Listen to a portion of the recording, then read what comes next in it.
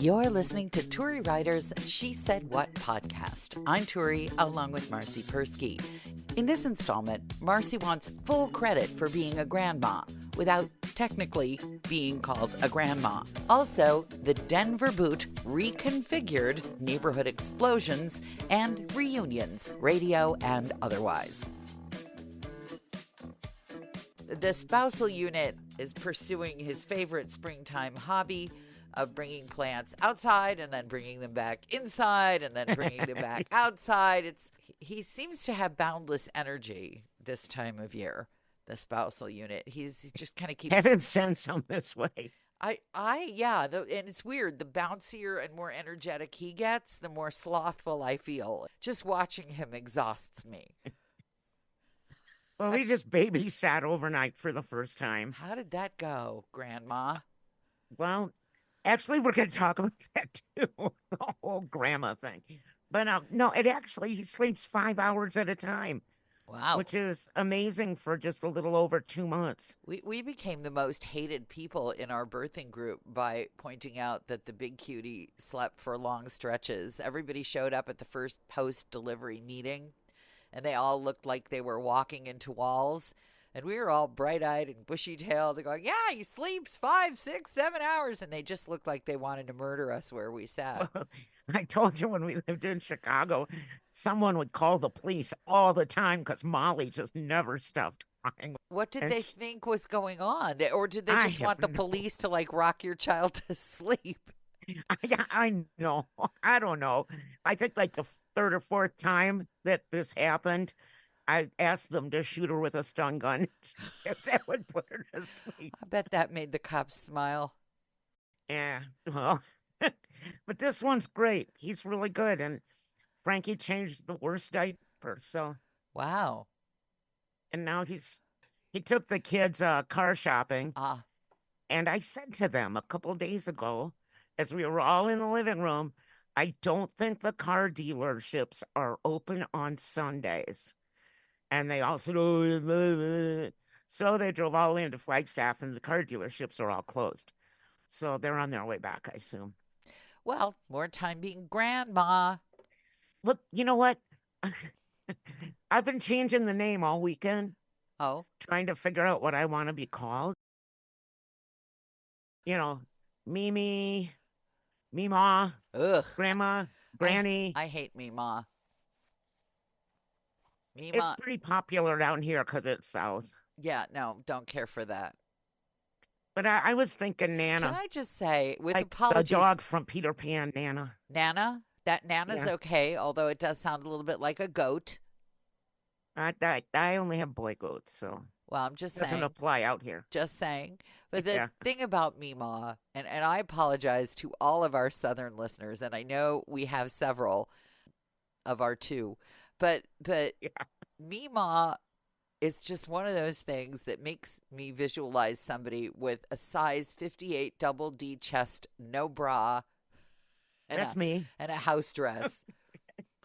I'm not wearing a house dress. Yeah, no. I'm wearing a sweatshirt flick on the bird. That's what I think of when I think of Mima. Giant chest, no bra, house dress. Well, Frankie is Poppy. Well, that's got some spark to it. Yeah, I don't know what I am yet. Everyone thinks that Her Royal Highness is too hard for him to say. No, I would go with Her Royal Highness. And I said, why don't we wait and see? Yeah. Or Queenie is another one. Queen. I like Queen. Oh, okay. Yeah, I'm for Queen. I've now spent as much time on the grandparent issue as I can take before my head explodes. Oh, we don't want any head explosions, especially now that you're almost eligible for government entitlement benefits that you paid for. Yeah, I guess that's true. The big cutie forgot exactly when my birthday was, and he called me on the wrong day and wished me happy birthday. And I'm so worried about my memory that I actually checked my phone to see if maybe I was wrong about my own birthday, and he was right. That was a moment. Yeah, I'm not feeling too good. I'm feeling, I don't know how you deal with much stress, but I have a lot going on, and in the midst of it, I went to the 100-year reunion of the big Top 40 radio station that I used to work at. Oh, yeah, I forgot about that. And first, let me say that I really owe one of the women who worked there when I worked there because, as usual, they forgot to invite me. Okay. Yeah, but my wonderful friend who used to work there is so diplomatic, so diplomatic. She called and said, gee, I was really looking forward to seeing some of my friends. And she named a few people who had been, not invited. So they invited us promptly. And I thought, well, do I want to? So I decided I would go. And I'm really glad because they had really good guacamole. And I think I ate like twice my size worth of guacamole. Yeah. Is that the only reason? No, but it was interesting. A lot of people have aged really, really, really well. And a few of us have not. You look fine. Well, and then there are people who say, oh, I didn't know you were here. Well, they're looking right at you and you have to show them your name tag, and that's never good.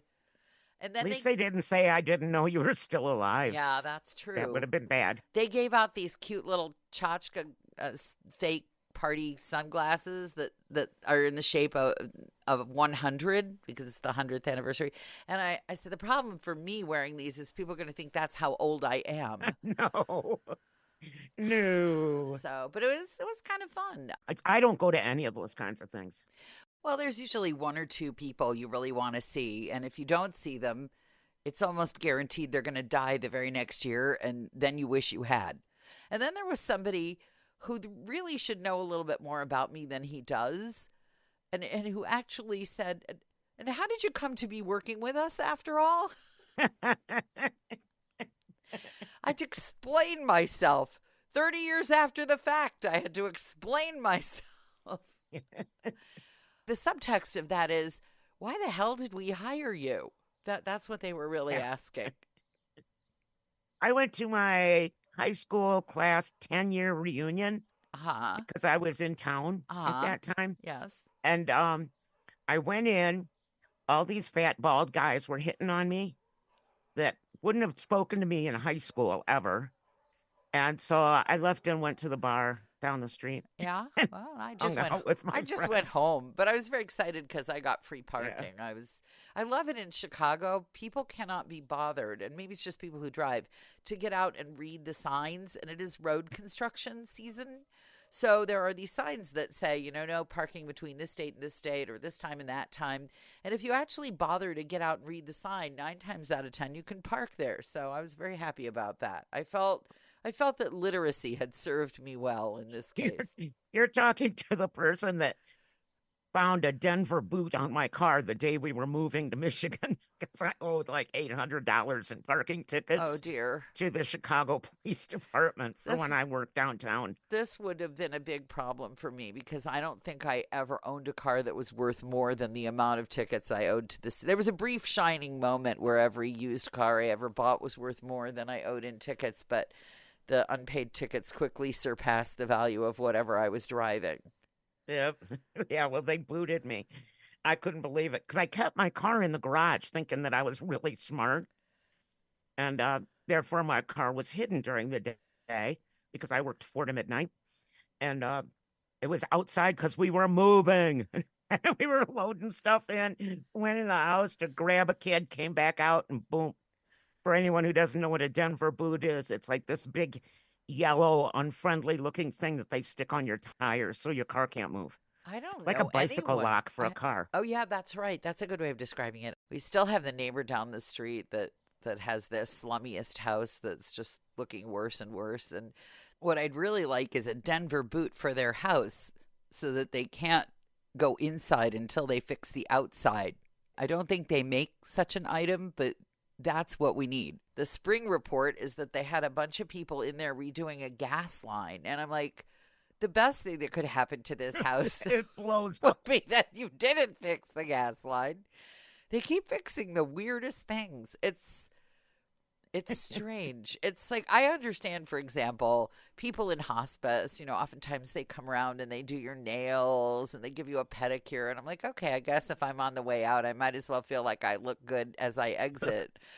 But this house, they keep doing like I don't know what the equivalent. It's not like a manicure in hospice. It's like, I don't, the house is now falling down officially, and they keep doing weird things like putting copper gutters on it. And yeah, I was just going to ask you if this is the one with the fancy gutters. yeah, the whole front of the house is sort of peeling off and falling away. And what do? They build a strange back porch balcony that nobody ever will use because they have a backyard. Maybe they have dreams. Maybe they are guided by spirits. Yeah. And the woman wakes up and says, this, by the way, is the queen woman with the very bizarre political candidate signs in her yard. I won't say which ones, but it doesn't make a difference because she invariably puts up signs for candidates who are going to get like 0.003% of the vote. Yeah. But she puts up a sign, even though she doesn't live there. It's just a house where her kids camp out and it's falling down. Maybe she has a vision. Like she wakes up in the night and she thinks the house is falling down, but it'll look better when it falls with copper gutters on it. And a sign out front. But that's the spring report. More pieces of paint are peeling off. The neighbor immediately to her south. The houses are almost twins to one another, but the two of them side by side are like those internet pop-up ads. You won't believe what this celebrity looks like now. And then there's a picture of them when they were 23 wearing a bikini. And there's a picture of them with failed plastic surgery and 120 extra pounds. He's got the house that's the 20-year-old movie star in a bikini. I said, well, how's it going living next to the house? And he said, I've just given up. He said, I've just given up. I felt so sad. I felt so sad for him. That's a big deal on House Hunters now. What? As you know, I'm an avid watcher of House Hunters. They look at the houses next door. And if the house next door is a dump, then they don't want the house. Yeah. Well, I wouldn't. I wouldn't want to live next door to that house. I would be convinced that some, Venezuelan meth gang was in there. Oh, yeah.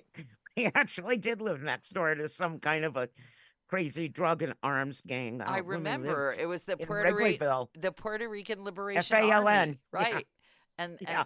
And they found a house full of bomb making equipment right next door to you. I remember that. Right next door. They were really nice. They made cookies and stuff.